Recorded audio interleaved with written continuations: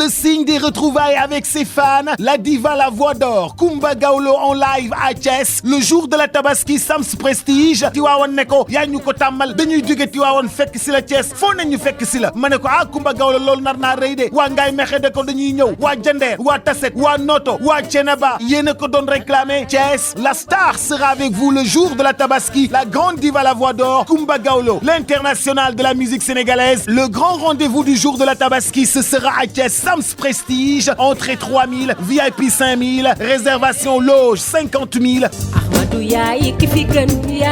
Coumba Gawlo kooku tuddee mu ne monsieur Talassi la maire de Thiès, Ibrahima Makodou Fall, Maodo Malick Mbaye, directeur général ANAMO. Sunu Sénégal réew mi ñoo ko moom bu nu ko yàq. ma ne ko Coumba Gawlo loo waxati mu ne ma le lendemain maa ngi Lougaloo ma ne ko fan Lougaloo ma ne ko waa yow da ngaa miinanteeg waa Louga mu ne ma loolu kenn waxatu ko te stade Yacine Boubou le lendemain de la Tabaski 22h mu doon 15e édition 15 ans yoo xam ni chaque année Coumba Gawlo le lendemain de la Tabaski mu daal di ñëw foofu ñi woo waa Montagne waa Kër Serigne Louga waa Sanc Ba ñu ne Lougaloo bu kenn des entrée 2000 francs lay doon.